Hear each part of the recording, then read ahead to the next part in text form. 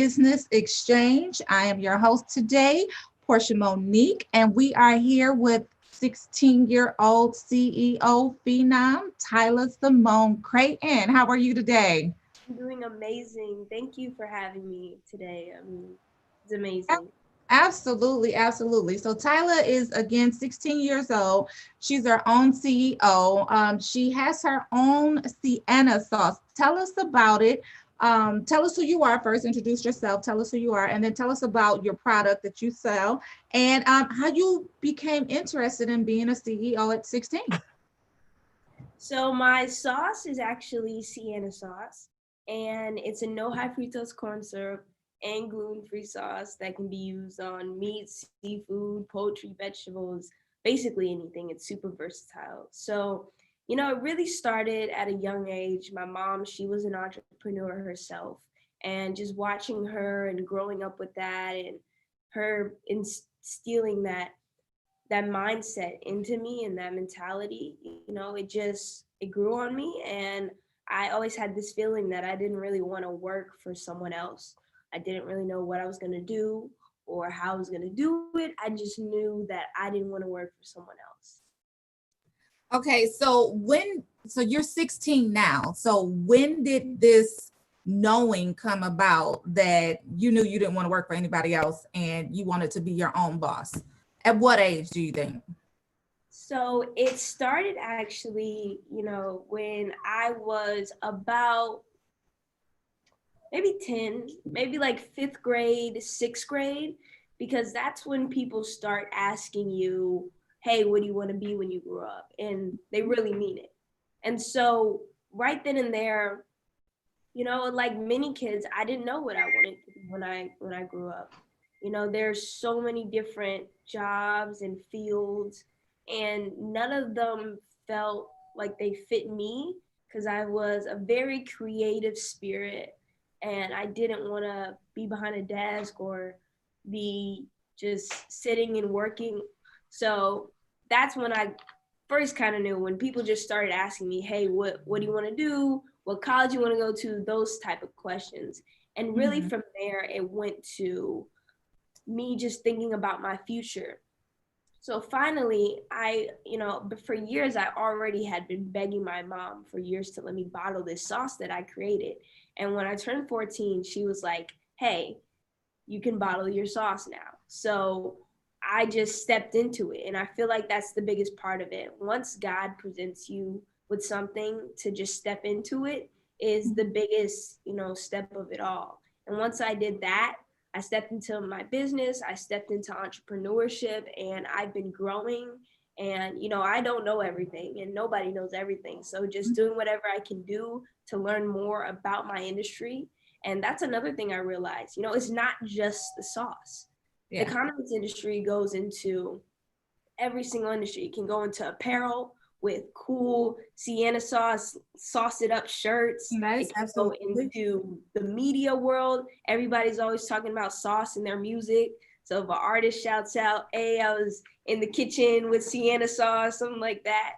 Or it can go into product placement in shows like Blackish, and Dre sitting around the table with his buddies at work talking about Sienna sauce and how they can launch this new product. So all those different things. And that's really why sauce was it for me, because it's not just about the sauce. Right, right. So you touch on some very key points. You can go into other things, product placement, merchandise, collaborating with different artists. But before we get into that any deeper, I want to talk about your sauce. How did you develop the sauce? How did you even think to come about even coming up with the sauce? Like, do you cook? Was that your background? How did it all come about? So it happened when I was 8, and I love to eat. I'm a foodie. I'm not a cook. Still to this day, I only dabble in a few certain meals that I know how to prepare, but I just put the sauce on it. So it really started when my favorite wing place closed, and I tried to actually recreate their sauce, but I ended up coming up with something so much better. And from there, it really just, for years, me and my mom, we went through some things. And when we finally got into the place where it was the time, she said I could bottle it, and I took advantage of that. But that's really just how it happened. I mean, I was always creating things. I made bongo drums out of soda bottles. I made shoes Yeah. out of laces and things like that. So when I made the sauce, it wasn't really a surprise. It Okay. just wasn't the right time. Now describe the sauce to us. What would we eat with this sauce? What kind of sauce is it? Is it spicy, sweet, tangy? What is it? So, what's your favorite food? Favorite food? Actually, I'm a little weird. So my favorite food is Brussels sprouts. So it can even go on that. Like the Okay. sauce is so versatile. You can saute the Brussels sprouts in the sauce and they would probably taste amazing. So vegetarians love it. I mean, I love it. I put it on my steak. I put it on my salmon. I even put it on my chicken. Like anything that you can think of, Sienna sauce goes with. It's that new go-to sauce. You can even Okay. use it as a pasta sauce and mix it with your spaghetti. Like it's that good. And we have 3 flavors. So I say we have a flavor for everyone. We have the tangy, and it's more sweet, and it's for like the younger people, or the adults with the more softer palates. Then we Mhm. have the spicy for it's a lot of guys like spicy, a lot of girls. It's like a southern thing. So they really like spicy down here. And a lot of Louisianians, they actually say that our spicy is like really good. And then we have a lemon pepper for people who really like lemon pepper and really just like that kick of flavor or seasoning. So we have a sauce flavor for everyone, and that's why I feel like people grasp or gravitate to it very well. I love it. I love it. I want to talk about you as a young entrepreneur and CEO.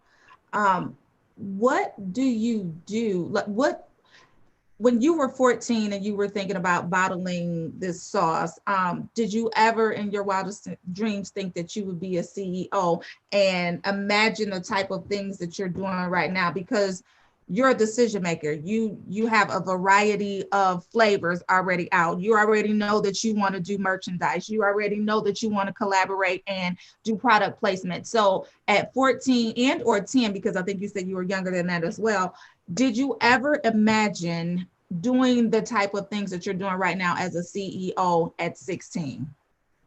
No, I didn't, because even though I had some of the entrepreneurship mindset, I feel like along the way, growing up through from 6th grade to about freshman year in high school, I kind of lost myself trying to figure out who I was. Okay. And with that, I kind of didn't know, I lost that creative side of me for a while. And when I wanted to bottle the sauce, all of those different things didn't come to mind. And at that time, it was just the sauce. So actually, since starting this business, it's helped me, find my purpose again and unlock that side of me, that Mhm. creative part of me that allows me to be free and think of crazy, cool, new things to do with the sauce. So I feel like this, not only has this company helped me, but I've helped this company grow, and it's been like a give and take, because that younger version of me who created the sauce is still in the sauce. So Mhm. being able to bottle that and be a part of that brought that younger side back to me, that more creative side back to me.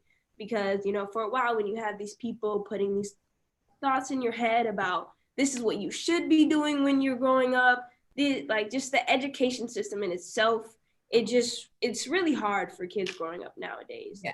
Yeah. So Yeah. just bottling the sauce kind of got that spirit back out of me. And since then I've just been more happy running this business. It doesn't feel like work. It just feels like I'm doing something that can better the world, because not only am I selling sauce, but I get to also speak to the youth about them coming up with a product or them doing something that they love and turning it into something new. So it's just been able for me to unlock all those parts of me that I felt like a while were missing. And I want to delve into that a bit, but our CEO, Munson Steed, he just joined us on screen. So I wanted to give him a chance to say hello and ask his questions and just, introduce himself to you. I think we've met before. Yeah. Hello, how are you? I'm well. I'm back Tyla, today. I am so proud of you. I am so proud of you. You are an example of the next generation of entrepreneurs that are slaying commerce, which is important. But I had a question. Okay. Tell me what makes a great pitch for all those young people who are going to be involved in pitch competitions. Can you share with us what makes a great pitch and what is your strategy and how do you practice your pitch prior to a competition? So I feel like, my little cousin Paris, she always says this. She says, if you stay ready, you don't have to get ready. So basically, if you're having a pitch competition, you should learn as much as you can about how it's going to be on the actual day as possible. So learn how long the pitch is going to be, what you need to pitch about, because all pitch competitions are different. Some have really big point places on the call to action. If they let you see the score sheet, look at that as well, because it's really just a breakdown step by step of what you need to say. So really just learn as much about your pitch in particular as you need to know, because there's not one guide or rule book, for every pitch, because everything that you would say in a 10-minute pitch, you can't fit in your 1-minute elevator pitch. So that's the first thing that I would say. Just find as much as you can about what type of pitch that you're doing and what they're looking for. Because if you give them what they want, then you probably get what you want. The second thing is, nobody knows that you messed up except for you. If you keep going and if you stay confident in what you're saying, that is all you need to do. So, I've messed up in my pitch competitions and I've still won because I didn't stop. I kept going. I caught back up. And if you don't show your sweat, they won't know that you messed up. So that's a big thing, because those people who just stop or shut down, those are the people who most likely lose. And they were probably going really good and really steady in the beginning, but their nerves got up to them and they stopped and they quit. So don't quit. Don't quit in the middle of it. Don't quit when you're at the end of it. Just keep going. And then the last thing, this is a really big one. I see a lot of people do this. When you're pitching, pitch like you love your business. Like, you should be so happy to be talking about your business that you just make everybody else in the room love your business as much as you. Nobody wants to listen to a 10-minute pitch or a 1-minute pitch if you're talking like this. Yeah, my company is Sienna Sauce, and no, you got to be like, hey guys, my name is Tyla. My company is Sienna Sauce. This sauce is amazing. Like, things like that. And that will get people live and keep them alive. And a part of that is don't talk too fast and don't talk too slow. So those 3 things are really big. Stay ready so you don't have to get ready. Make sure that you're passionate and powerful when you're speaking, and don't talk too slow, don't talk too fast. And then the last thing is, if you mess up, keep going. And anybody who does those 3 things will get really far in any pitch competition that they do. Those are the 3 basic things. Wonderful. Wonderful. I think anybody can benefit from the advice that you just gave. Not only young people, but definitely any entrepreneur can benefit from that. I also wanted to touch on, you won Best Sauce in the coveted Sauceaholic Fest. So tell us about that. What does that mean? How did you win? Tell us about your experience with that. So it was a really cool, actually, sauce festival. And we went there and we actually sold our sauce. There was also like a steak competition going on as well. That was really cool. And there was people trying the sauce. And basically there was 15 sauces. They were all blind. And one of them was our lemon pepper Sienna sauce. So nobody knew which sauce was which or whose sauce came from who. It just said 1, 2, 3, 4, 5, 6, 7, 8, 9, 10. 15, and it just happened that people voted for our number. I think it was 14, and we won, and they presented it and they were like, you are the Sauceaholic champion. And that happened 2 years actually in a row. So that was amazing. Wonderful. So crowdfunding, you've gotten support from celebrities who see you as a CEO, which you are, and you decided to go crowdfund way as a source of revenue or funding for your business. Now, why should we use crowdfunding? So the biggest reason to use crowdfunding is, for me, it's community. Crowdfunding or crowd safe investment campaign, it's really, you're investing money for future equity in a company. So with Obama and the Jobs Act, you were actually allowed to invest small dollar amounts now into companies. So you don't have to be, investing $100,000 into a company to be an investor. You can invest $50 into somebody's dream, into somebody's company, and now you are an investor yourself. So the reason that we went the crowd investing campaign route is because for this whole time when I started my company, I was like, what's the point of me getting all the way to the top if I can't help any future generations or current generations come with me? So with this crowd investing campaign, anybody, and I mean anybody, can invest $50 into my company, and they are now a part of my dream, supporting my dream and benefiting their future in a way as well. So that was the biggest thing for me. I just wanted to do that. And, it goes both ways. I was able to raise we're almost at 150,000. We have 4 days left. Right. And I'm grateful for all of my investors, especially with COVID-19 going on. And I know so many people are being conscious about where they spend their dollars. And the fact that so many people spent them with my business and supporting my dream has meant so much to the Sienna Sauce family. So that's why I did the crowd safe investment. So I'm sorry, Monta, go ahead. And I'm going to let you two ladies, y'all have done a phenomenal job. But I want to say this. One, I'll commit to going on today and definitely doing it so I can be part of your community. I want to encourage anybody that's out there looking. This is the example of our future. Take a moment and go today. Take a moment and get behind a phenomenal young genius. She is a genius CEO. And she is genius because she has a vision that all of us need to get behind, a vision that will make the difference when your children know that they're supporting another young entrepreneur. For all of you out there who understand that you've had dreams, you can be a part of this young lady's dreams right now. So I want you to go out today. I'm going to be there. You'll see my name. I'm going to make sure that I do it in the name of my goddaughter, little Professor Sky Johnson. She's going to do it. And your children, we want our children to be able to know that they can invest in other young children so that 10 years from now, 20 years from now, when we're proud, and she won't even be 40, we will see that we've made a difference in their lives because they now believe too that they can be something great. So I'm going to let the ladies handle this. You are mine, but I give you my word, I'm going to definitely be a part. I heard that Beyonce is a part of this as well. So is that true?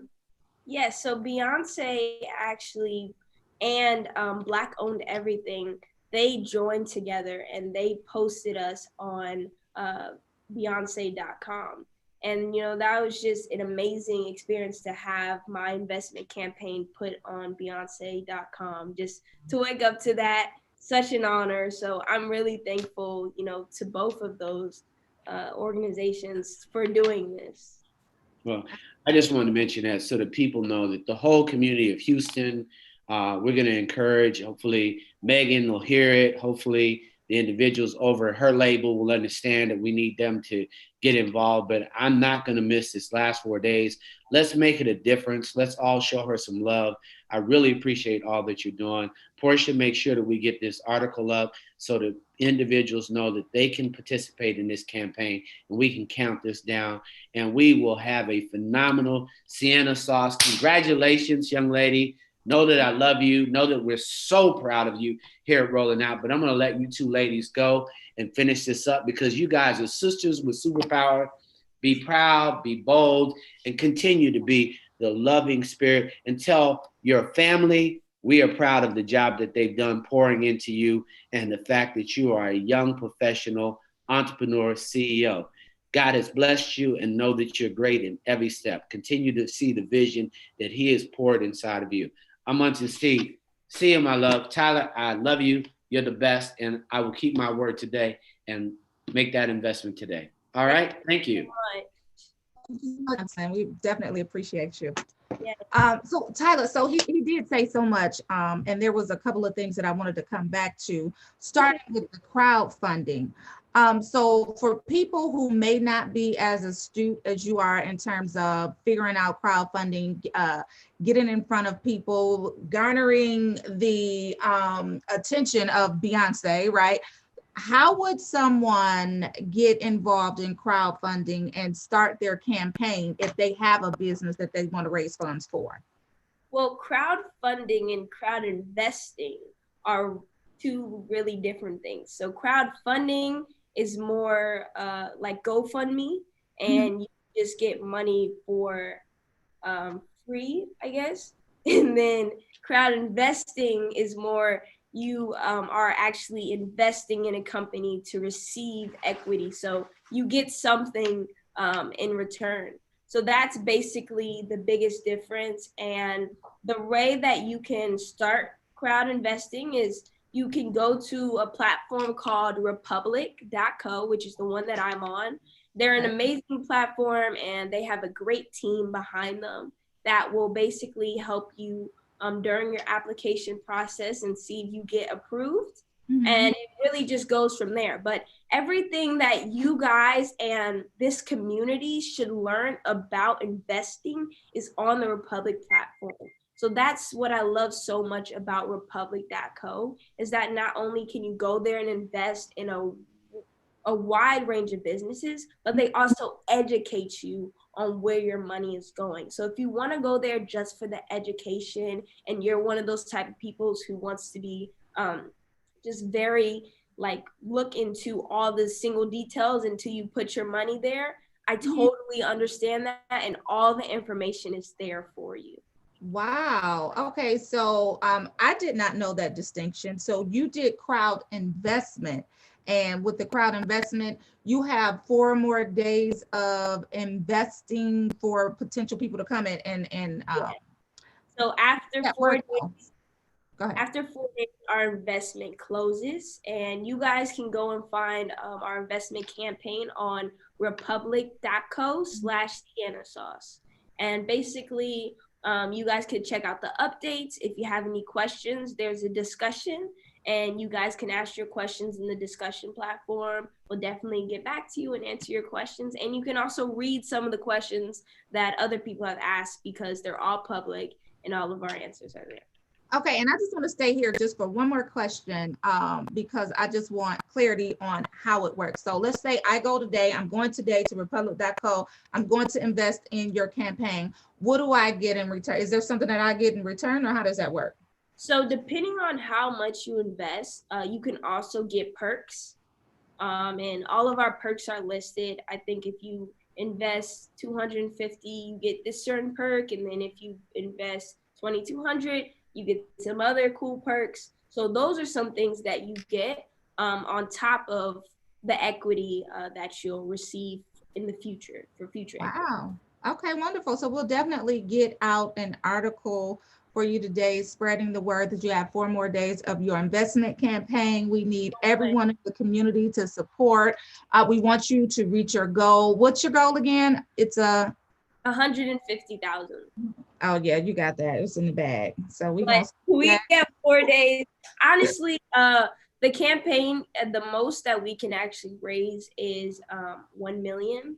So, I mean, if you guys want to help us get to 1 million, where all Absolutely. the money will go back into the business and really just help move this business forward. And, you know, investing or an investment into my company is not only monetary. If you guys have any connections to any stores or Wow. you know any stores in your neighborhood, just go in there, tell them about Sienna Sauce, have them reach out to us because we're looking to expand. We're looking to get in those markets. If you guys don't have the $50, if you guys have social media, you can post on your page and you can talk to 10 of your friends and maybe they have the $50 to invest. So it's not just monetary. Don't think we're only out for your money. You know, we want your support and we just want you guys to believe in us, whether that's a post or a share or you guys have a connection that you guys give to us. Absolutely. Now, before the CEO left, he mentioned Beyonce. Um, what happened? Like, how did you get on her radar to even to have her share you with her, of course, her network of millions of people? How did it come about? I mean, I have to give that credit to my mom. She works so hard all the time to keep me relevant. That's all she ever says is relevant. And, you know, just me doing these interviews, connecting with my people in my community during this quarantine, I guess the right person saw me at the right time. And it's really all thanks to you guys. I mean, if it wasn't for your shares and your likes and the spread of just me and me doing what I've been doing, you know, they probably would have never seen me, and Black Owned Everything probably would have never followed Sienna Sauce and moved us to the Beyonce.com platform. So it's really just about, again, it goes back to community and you guys sharing me. That's why I said investment is not just monetary, it's a post. So thanks to everybody who shared me or has liked my posts or told their friends, because you guys all helped me get to the Beyonce.com platform one by one. So all of that stuff matters. Your likes, your shares, your posts, that Yeah. stuff matters. Yeah, and just to put some relevance around what we're referring to, Beyonce shared you on her platform on Juneteenth, and and I'm assuming you guys saw a spike in sales on that day. Tell us what happened on Juneteenth for you. Yes, we saw a huge spike in sales and a lot on the investment campaign. It's brought a lot of traction to our investment campaign and really helped us get to the 150,000 that we're approaching right now. And we're thankful to all, you know, a bunch of investors that we have for just allowing this opportunity for me and supporting my dream. Yes, yes, yes, yes. So we love Beyonce. We're grateful and happy that she saw fit to share you on her platform. We're definitely going to share you on our platform. We'll get you to that 150,000 plus. We gonna speak it into existence. We want the 500,000. We want the million. We want all of that. So that is awesome. But I want to talk about you being a young entrepreneur. For you, a young entrepreneur and CEO. So for you, what does that entail? And if there are other young entrepreneurs out there watching this Lunch and Learn, what would you tell them in order to become successful? You know, what I would tell them in order to become successful is that, you know, you first have to learn how to believe in yourself. And that's probably been the biggest thing for me in starting my company. I see a lot of people who believe in me and believe in my story, but it takes a lot for a person uh, to believe in themselves, even with all the recognition and the posts and things like that. Just to know your self-worth is just a really important part of entrepreneurship in itself. And I mean, I think it's really important for any entrepreneurs because it takes a lot. You know, when you're out there selling your product and somebody says no, or somebody pass you by, or somebody makes a comment or a remark or a microaggression about you and yourself, it takes a lot for you to know your self-worth and believe in yourself to keep going and pushing through. And that's really what entrepreneurship is about. So to that person who may not have as much experience as you, how do you prepare for the microaggressions, the no's, the door slamming in your face? How do you mentally prepare for that? And then how do you get past it once it's actually in your lap? It's really, again, it really goes back to community, who you surround yourself with, who you have by your side when the cameras go off and the lights shut down. I've been reading this book right here, The Unapologetic Guide to Black Mental Health. And, this has really been an amazing book for me because it's cutthroat. It's cutthroat about all the stigmas in the Black community. And it's really hard for Black people.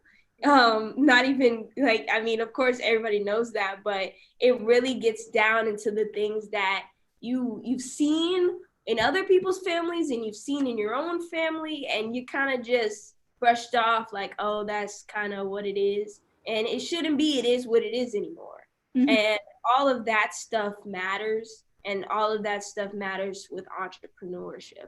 So that's the biggest thing. Just figure out that you have good people around you and good vibes, because you need that support system when the cameras go off and the lights go down. So let's plug that book again. What book are you reading? And then give us a couple of other books that you can suggest to everyone. That's by Rita Walker, Navigate an Unequal System, Learn Tools for Emotional Wellness, and Get the Help You Deserve. I love that. Like, kudos to you for even wanting. I have some other books over here. Think, Grow Rich. Oh yeah, that's a staple. That's definitely, it should be for 101. Another one that I really like, and I've heard about it a lot. I talked to my grandfather about it, and he said read Rich Man, Poor Man. Yes. No, Rich Dad, Poor Dad. Poor Dad by Robert Kiyosaki. Read that book, because we had a conversation about that book, and it really just changes your mindset about things. So if you're one of those people who likes to look at situations in different ways and really just play with your mind, I would say read Rich Dad, Poor Dad.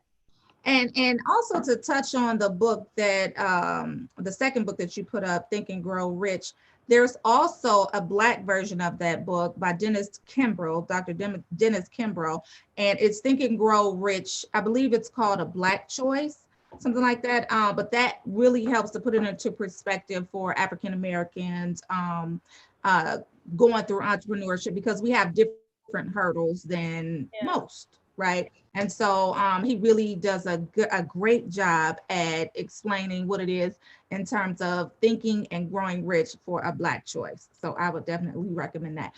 Now, we have some questions for Facebook. And if you're on Facebook or Twitter and or YouTube and you're watching us, please drop your questions in the chat, and we'll be sure as best as we can to get them to Tyla-Simone. But we do have a question from Facebook that says, how do you manage being a student and a CEO? Yeah, so the way that I manage being a student and a CEO, it's about prioritizing and time management. Okay. And what way? It really goes down to what is important to you at that time.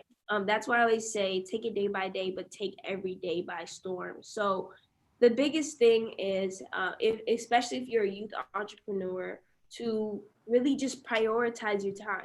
Today I'm homeschooled now, so maybe Tuesday and Monday I might work solely on my homeschool, get caught up for the week, and then Wednesday, Thursday, I'll work in my business, on my business, and Friday I might use the last couple of hours of the day to go see a friend, because it's really important, especially for your mental health, to have that balance, because you don't want to work and have no time for yourself. I know a lot of people say like the people who have the most success don't sleep, and they always work, they never take time for themselves. But me personally, I know that I need that time just to even roll over and get up the next morning. Yeah. So feel like for each person it's different, and you have to figure out what works best for you and what will keep you motivated going through your experience. So you mentioned that you're homeschooled now. What does your days look like in terms of working on schoolwork, working on your business? How are they structured? What's the foundation of that? Yeah, so I mean, that's the best part of homeschool. There doesn't really have to be a structure, because, you know, if Ellen calls and she wants to interview me, I can get on the plane and go have an interview with Ellen. So that's really why I went to homeschool, because I was getting a lot of events and bookings and things like that, and I didn't want to miss it. So I had to sacrifice my regular kid life, going to school and seeing my friends, because when you go to school you spend 9 hours of your day there, and then I mean, compared to the time that you sleep, that's 10 hours, so you really are only left with a few hours of your day every day. And I couldn't do that. I couldn't go to brick and mortar and still do my work. It wasn't working for me. And I felt like, because I mean, when you're starting a business, that's the grassroots. You really have to work in your business to get it going and keep it going. You know, now with me being in business for about 2-3 years, I'm coming up. When I go to college, I've built that foundation and I've built that team that will help keep my business stable and keep it going steadily when I go into that next chapter of my life. So it will be okay. But when you're first starting a business, you need to be wholeheartedly in it. So I had to leave school and go homeschool. So another question, you touched on it briefly, you touched on the answer briefly, but it's another question from Facebook. Being homeschooled and a CEO, do you still have time to interact with your peers? So we heard you say that you need that mental balance, but you can speak to it just a little bit more. Yeah, so being homeschooled it's different. I don't really talk to any of the kids who are in my homeschool, not on purpose. It's hard to, I don't know, I'm just not really like, it's different when people are physically there and then when people are online. And then with that whole thing where my mom was like, don't make friends with people online and things like that. That's don't talk to strangers. Yeah, don't talk to strangers. So that's still kind of, it's like a mental thing. But I still have my friends like from my old school, and I see them every once in a while. Like you said, I talk to them on FaceTime, or I talk to them on Zoom and things like that. But it's not the same, and I'm not going to sugarcoat it. It's not the same as being there physically with the person, or running every day. Sorry. It's okay. It's not like running the class with your friends every day. It's not the same, but it takes sacrifice. If you want to do this and you want to be successful, there's some things that you have to sacrifice and you have to let go. I'd rather work hard really now and benefit from it later. So, I mean, that's my game plan, and that's what I'm looking forward. And it's not for everyone. So if it's not for you, you'll know. But for me, it's been working out, and I'm really happy with what I've been able to accomplish in this time, being able to meet all these different people and have them sow seeds into me, having Chameleonaire invest in my business, having Beyonce post my business. Absolutely. Those things are things that are irreplaceable, and those things I would have never been able to experience if I was still that kid in a brick and mortar school. So there's some things that you have to sacrifice in order to get here. Yeah, and it's very wise of you at such a young age to embrace that mentality, because if you want to be successful, those are the things that need to take place, and they have to happen. We have another question from Facebook, and this may have been from someone who tuned in just a little bit late, because we did talk about this earlier. But what are the different flavors of Sienna sauce, and where can you find them? They're tangy, lemon pepper, and spicy. And you can find them at Pie Burns, B&W, Harvest Market. We're also in Wegmans on the East Coast. But really, guys, I would say order online. That's the best thing that you can do. And we're starting a subscription program where you guys can get your sauce to you every month. And it's all about convenience. I know people are trapped in their homes right now, and you guys need some really good sauce to go on your food, no matter what it is. So that's what I say. Look out for our subscription program. Now, we briefly spoke about this before we went live a little bit earlier, but we were talking about how you were faring during the COVID pandemic and how you found a, was it a manufacturer, a partner? Tell us more about that process. How did you maintain your business during COVID-19? Finding a local manufacturer, I believe that's what you said, and continuing to do business and not going bankrupt, because a lot of small businesses have gone bankrupt, right? So tell us about that. So during this COVID-19, we pivoted. It's really important in business that you learn how to adjust to change, especially in entrepreneurship. And that's something that always, just as a regular, like before business, I always had trouble with change. And so really during this time, the fact that I was able to pivot was really important. It allowed us to slow down, and instead of working in the business, we were allowed to work on the business. So we've added a chef to our team, and he cooks recipes, and we post them on the Instagram. That way we can still connect with our customers and our supporters. His name is Chef Jabril. And with that, I'm not able to, go and do those tastings with my customers anymore. So I still wanted them to be able to still feel close to the Sienna Sauce Company, even though we're not physically still there. And then around that, we've also partnered with a food truck, Midwest Coney, and we've also been able to expand our team. We've gotten a CFO, we've gotten a marketing director, we've also gotten a fulfillment company that we partnered with. So those things were an amazing step for Sienna Sauce. We were able to get our certifications.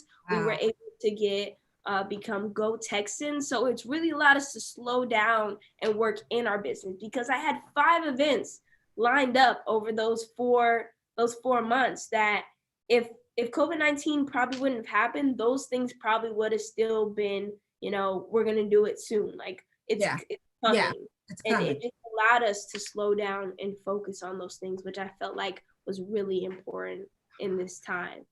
Yes, absolutely.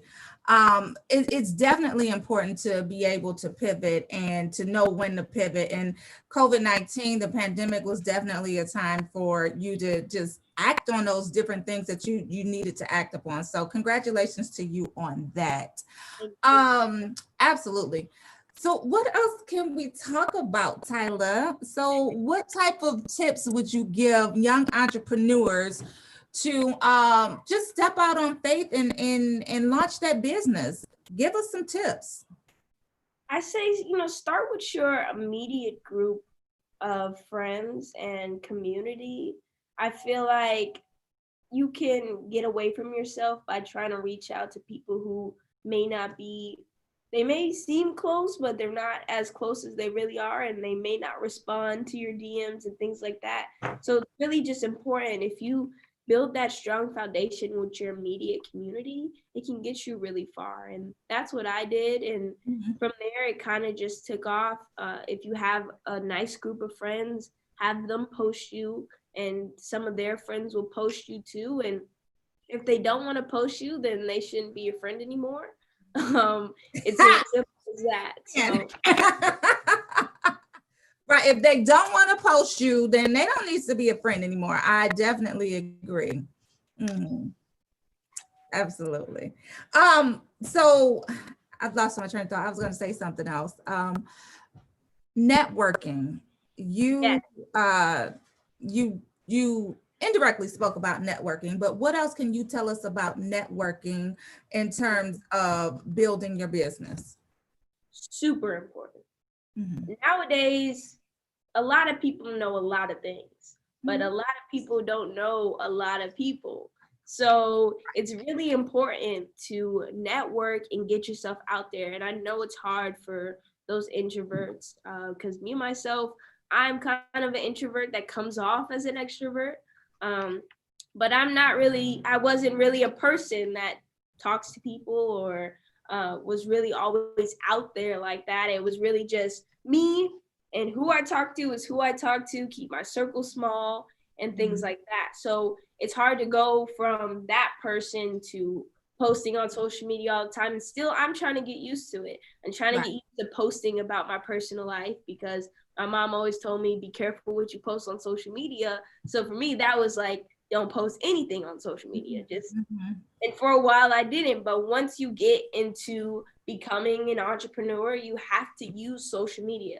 It's so important nowadays. So I've learned how to use social media. I post every once in a while and things like that. And that's all a part of networking. So networking is really, really important in any business field that you go in. When I go to college, I'm going there for networking, because the people that I'll meet in college are not the same people that I'll meet in those 4 years if I didn't go to college. So if you go to college, use it for yourself. If you're going to go to college, make sure you use it, because you can learn that education anywhere nowadays. You can get a degree online, you can get it out of a book, you can get it anywhere. Like there's so much free knowledge between YouTube, between the internet, everything. You can get that information. But what you can't get is the people. You can't reach those people the same way that you would if you were physically with them or physically next to them. So make sure, if you're in a situation, go for it.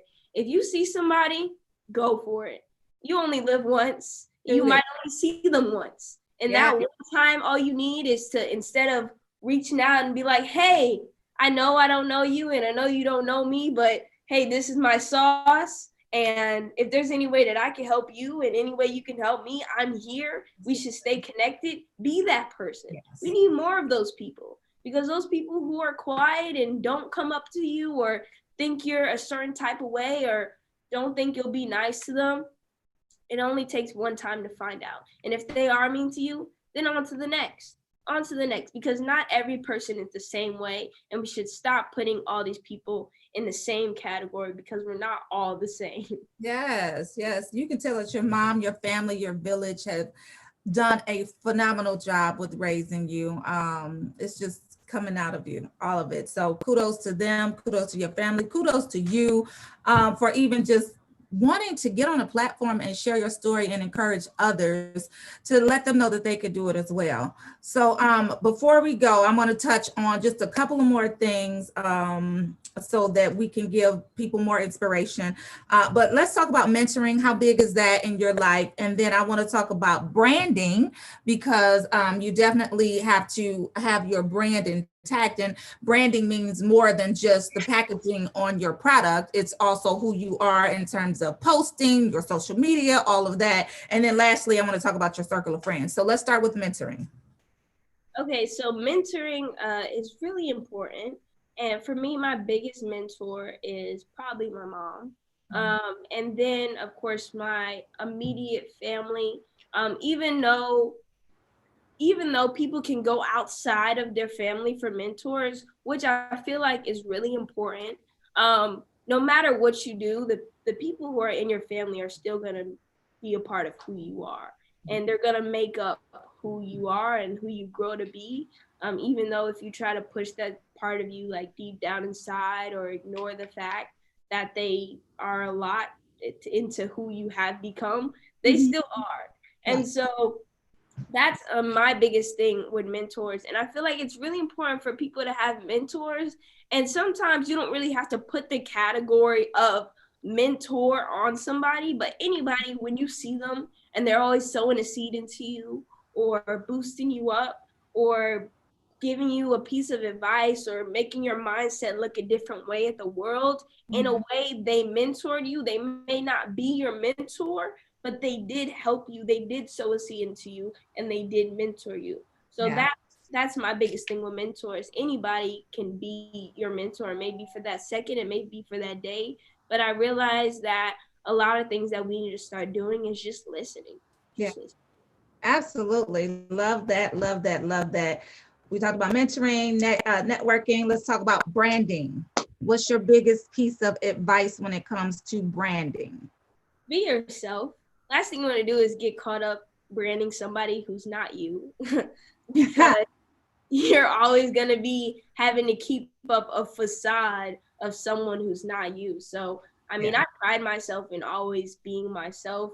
It's not really hard because I've learned to not really care what other people think, because it's just about who you keep yourself around, and the people I keep myself around, they pride themselves in not caring about what people think. But if you're around a lot of people who are materialistic and always criticizing this or always talking bad about other people, even though you may not be physically doing that, you're equally as guilty because you surround yourself with people like that. Yes. So, I mean, I feel like that's a big thing in what's going on right now. Like, if you surround yourself with people who are not kind to people or who are racist, you're equally as guilty for the problem.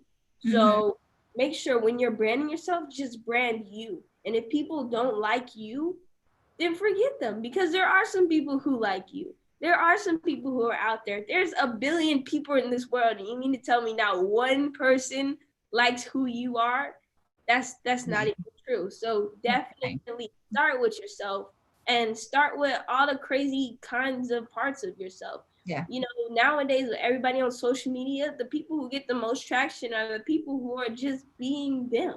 Mm-hmm. You guys might be looking at them like, what are they doing? Like, you're still looking at them though. Right. You're still spending your time looking at them. You're still spending your time spending your money on them, listening to their music. So either way, they're still benefiting. No matter what you have to say about them, they're still benefiting. So brand you, brand yourself. That's what I can say. And be yourself. Wonderful advice.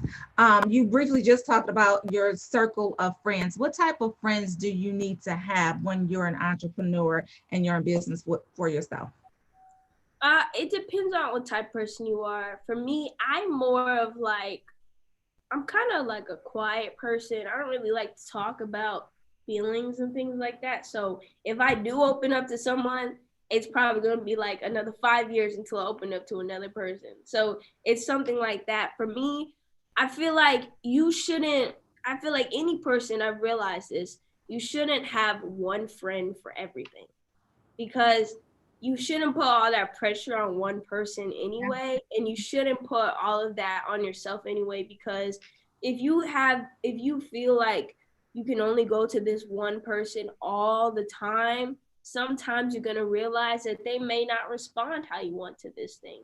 So, and then you'll start looking out for someone else. So I have probably like 5 friends that I go to them for all different things. I call my friend Chelsea if I just want to laugh all night and not really think about what I'm going through. I'll call my best friend Aaliyah if I really need to talk.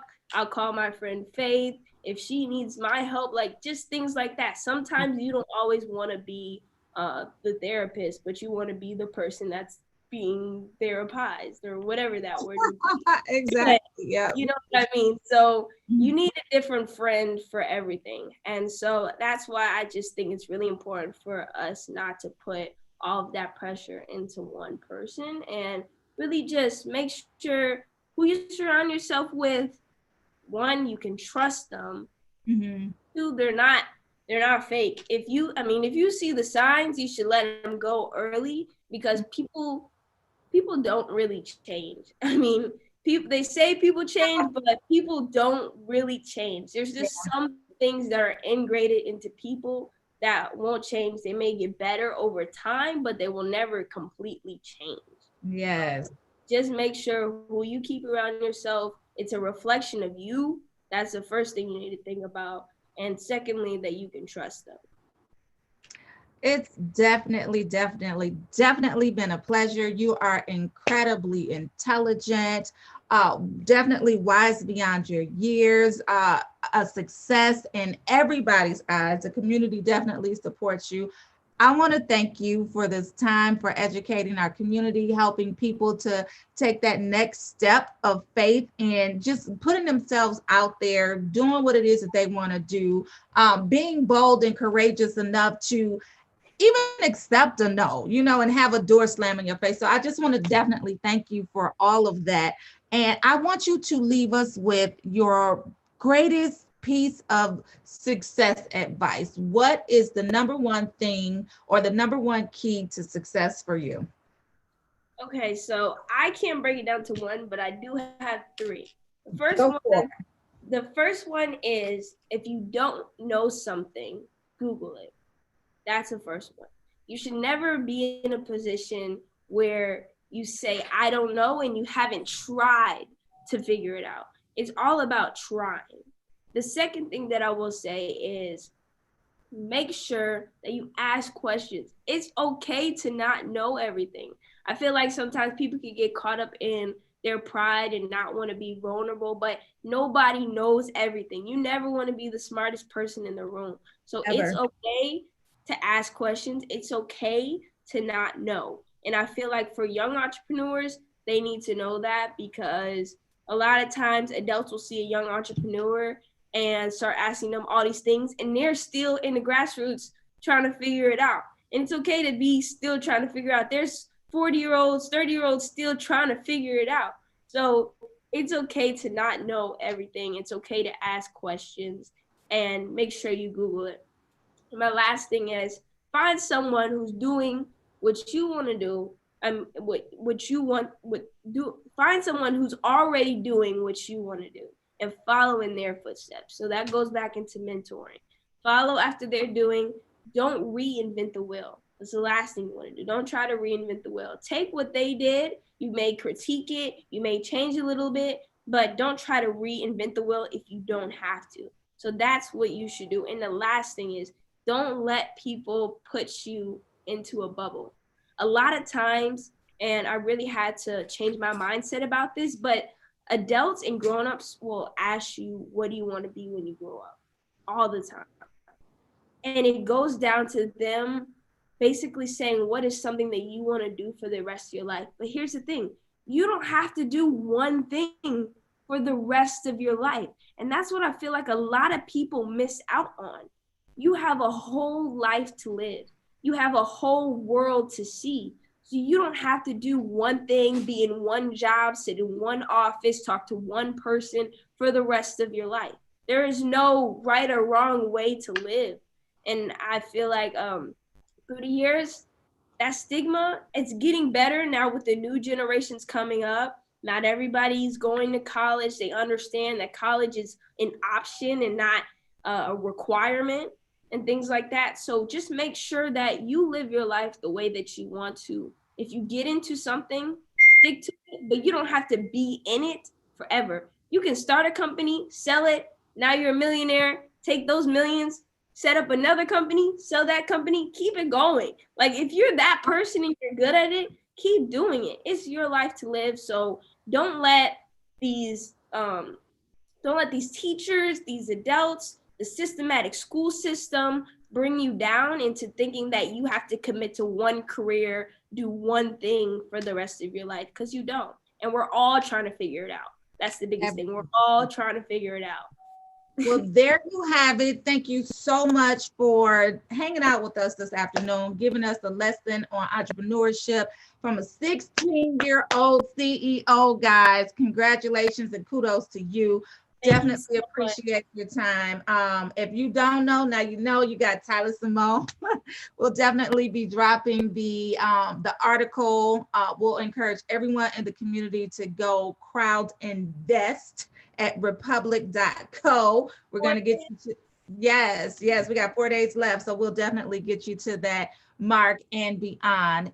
My pleasure. Tell your mom, your family, your village, they're doing a phenomenal job, and we will definitely keep you on our radar. Thank you again so much, Tyla-Simone. Thank you so much. All right. You guys have a great day. Bye.